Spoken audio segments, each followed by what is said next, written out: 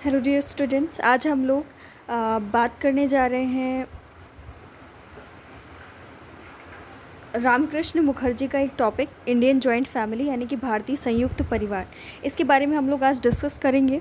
ठीक है, तो रामकृष्ण मुखर्जी ने भारतीय संयुक्त परिवार की प्रकृति और इसमें क्या क्या चेंजेस हुए, इसमें होने वाले जो वर्तमान परिवर्तन है, मतलब उनके टाइम के जो कंटेम्प्रेरी चेंजेस थे, उनके टाइम के सिनेरियो में जो चेंजेस हुए, है ना, तो उसकी बात इसमें हम लोग करेंगे। ठीक है, यानी कि इंडियन जॉइंट फैमिली का नेचर और उसमें क्या चेंजेस हैं। ठीक है, इनका मानना है कि जैसे डीपी मुखर्जी ने परंपराओं का अध्ययन किया। उन्होंने कहा कि अगर आपको वर्तमान को समझना है तो आपको परंपरा को जानना बहुत ज़्यादा ज़रूरी है।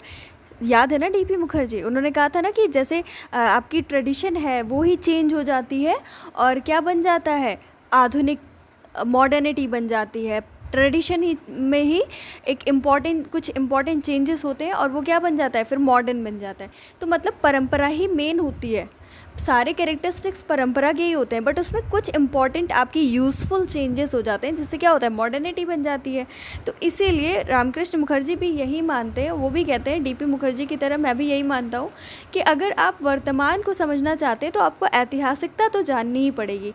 आप अगर प्रेजेंट सिनेरियो जानना चाहते हैं तो आपको उसकी हिस्ट्री क्या है, क्यों ऐसा प्रेजेंट है हमारा, इसको समझने के लिए अच्छे से, अगर आप इसको अच्छे से समझना चाहते हो तो आपको हिस्ट्री भी जाननी पड़ेगी। ठीक है, और जब आप हिस्ट्री जान लोगे तो आप आराम से सामान्यीकरण प्रस्तुत कर सकते हो, आप आराम से जनरलाइजेशंस दे सकते हो। जनरलाइजेशन मतलब एक ऐसा रूल, एक ऐसा लॉ या एक ऐसी थ्योरी जो ज़्यादा से ज़्यादा एरिया कवर करे, जो ज़्यादा से ज़्यादा क्षेत्र पर लागू हो सके, है ना। अब हम लोग रामकृष्ण मुखर्जी के कुछ विचार जान लेते हैं।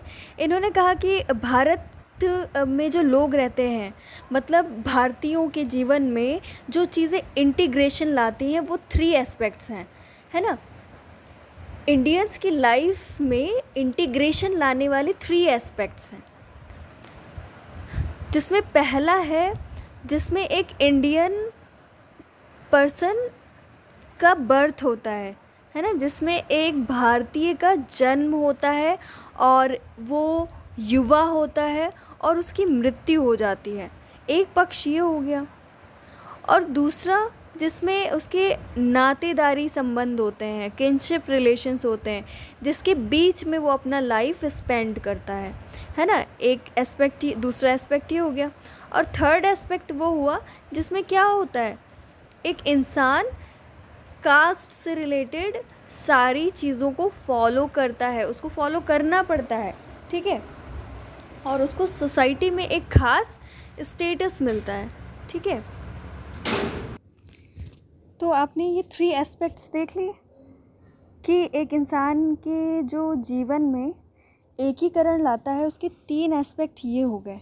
ठीक है, और ये जो तीनों एस्पेक्ट्स हैं, इनको एक दूसरे से कोरिलेट कौन करता है, एक दूसरे से ज्वाइन कौन करता है, वो है फैमिली सिस्टम।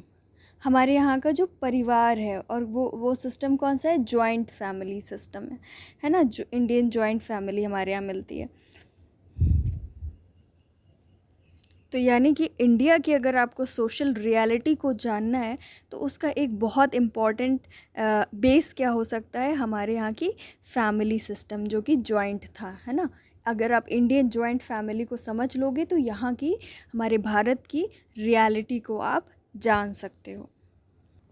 रामकृष्ण मुखर्जी ने एक पुस्तक लिखी, पश्चिम बंगाल में परिवार संरचना, वेस्ट बंगाल फैमिली स्ट्रक्चर।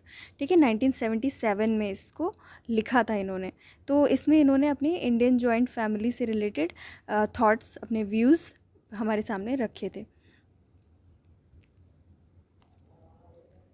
तो रामकृष्ण मुखर्जी बताते हैं कि भारत के कुछ भागों में जो हमारे जॉइंट फैमिली हैं, उसका अगर नेचर देखा जाए तो कहीं पर मैट्रीलोकल है, लेकिन ज़्यादातर हिस्सों में आपको पैट्रीलोकल दिखेगा, यानी कि पितृस्थानीय, है ना।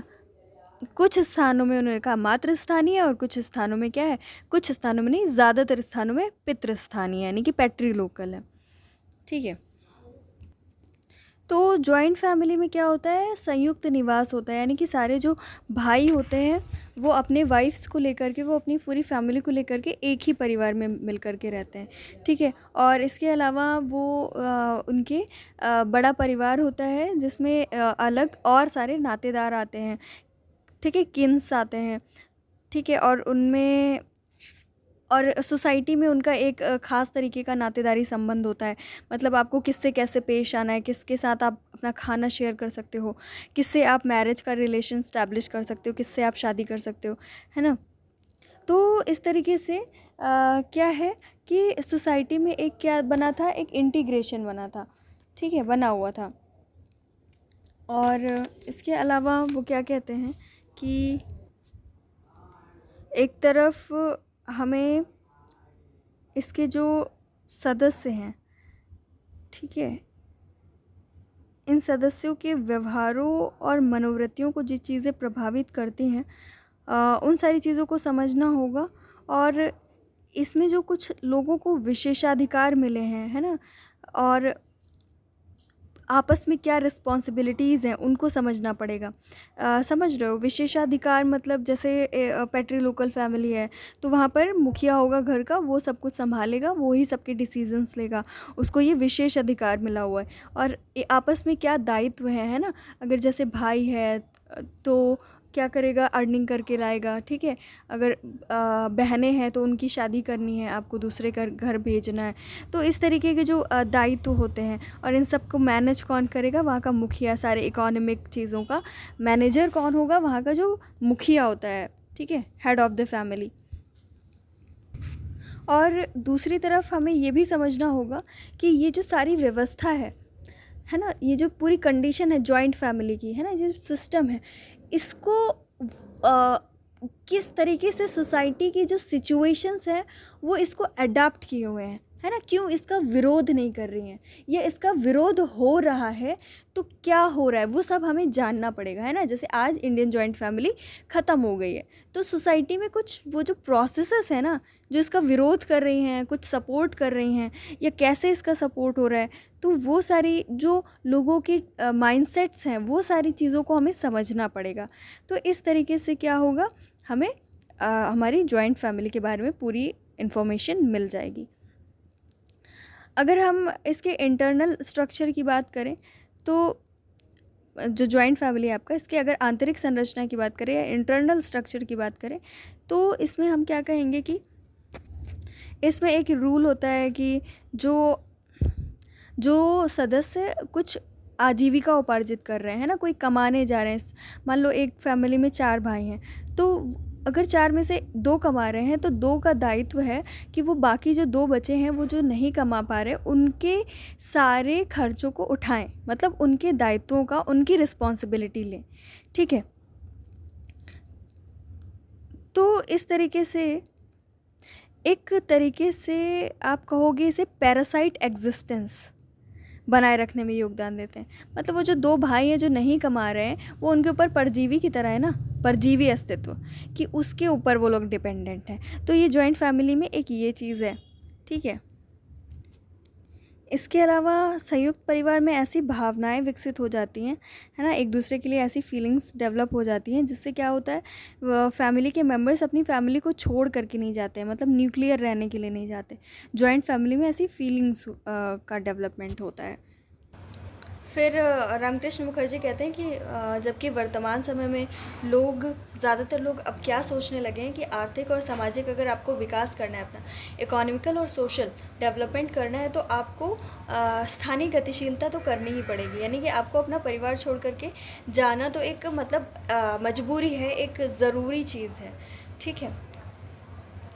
तो इस तरीके से नॉर्मली अब क्या होने लगा है, रामकृष्ण मुखर्जी अपने टाइम की बात कर रहे हैं कि एक इंसान फैमिली को छोड़ करके केंद्रक परिवार की स्थापना कर रहा है, ठीक है, और जो कि संयुक्त परिवार से बिल्कुल डिफरेंट है, उसके आदर्श, उसके नियमों से एकदम अलग है न्यूक्लियर फैमिली के रूल्स, है ना।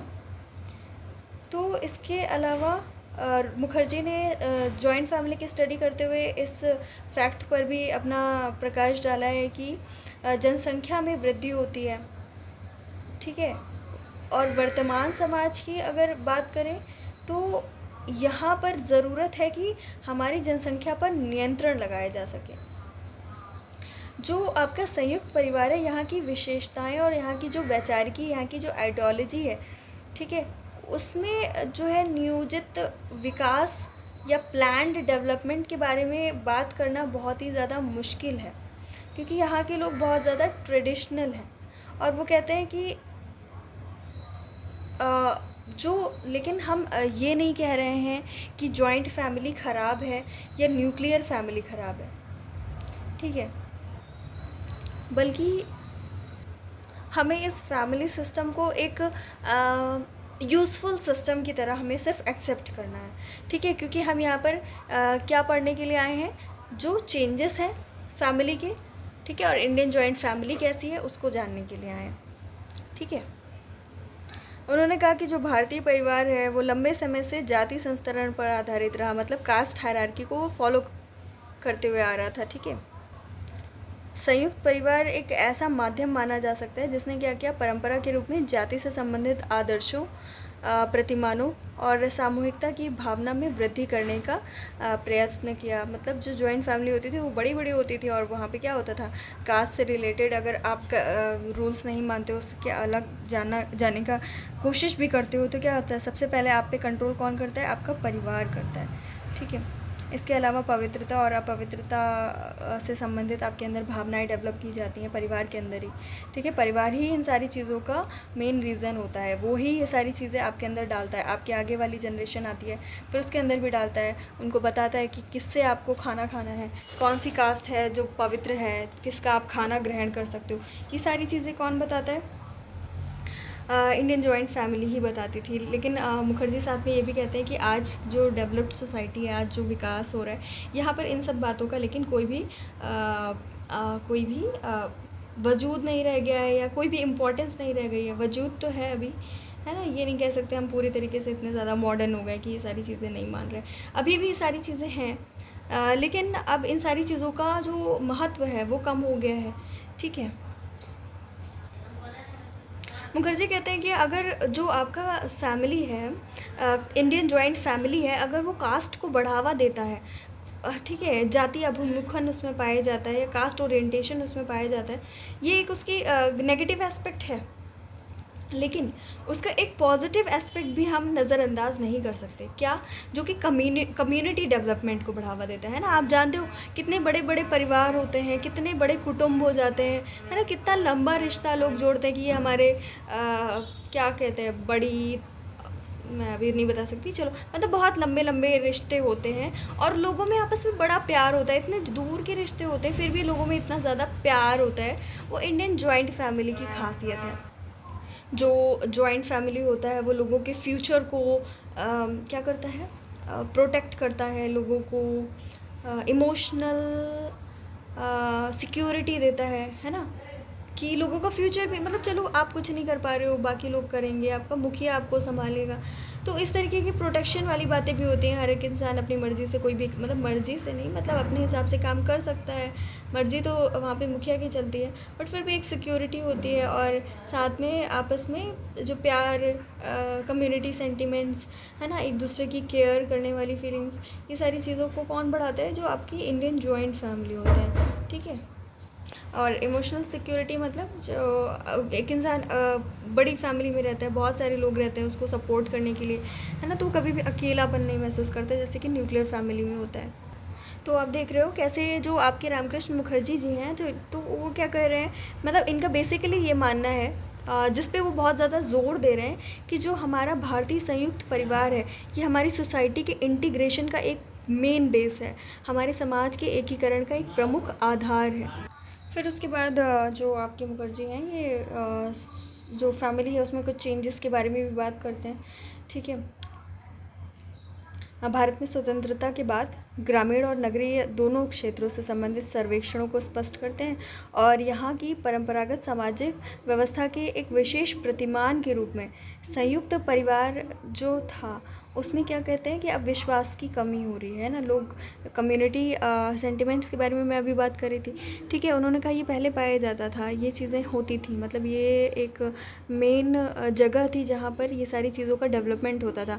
पर अब लोगों में आपसी प्रेम, विश्वास, इन सारी चीज़ों की कमी हमें दिखाई दे रही है जैसे जैसे समय बीत रहा है, ठीक है। और जो नई आर्थिक शक्तियाँ हैं उनका प्रभाव जैसे जैसे बढ़ता जा रहा है देश में, जैसे कि ब्रिटिशर्स आए, उन्होंने अभी आपने देखा लास्ट वाले वीडियो में, इससे पहले वाले में, तो उन्होंने कैसे यहाँ पे लोगों को ऐसी सिचुएशन लानी शुरू कर दी कि लोग गरीब होते जा रहे हैं, ठीक है। लोगों के पास पैसे नहीं हैं, ठीक है, तो वो अपनी आवश्यकताओं को भी पूरा नहीं कर पा रहे हैं। तो जब अपनी आवश्यकताओं को पूरा नहीं कर पा रहे हैं तो जो इंडियन मतलब हमारी जॉइंट फैमिली है उसमें जो बहुत सारे जो सदस्य हैं, मेंबर्स हैं, उनकी आवश्यकताओं को कैसे पूरा करेंगे, ठीक है। जो परजीवी सदस्यों के बारे में हमने अभी बात करी आपसे, जो पैरासाइट एग्जिस्टेंस थी जिनकी, तो उसके लिए वो कैसे काम करेंगे, वो उनके लिए एक अतिरिक्त बोझ बन गए, ठीक है। तो इस तरीके से जो हमारे इंडियन जॉइंट फैमिली की स्ट्रक्चर है वो लगातार कमज़ोर होती गई, ठीक है।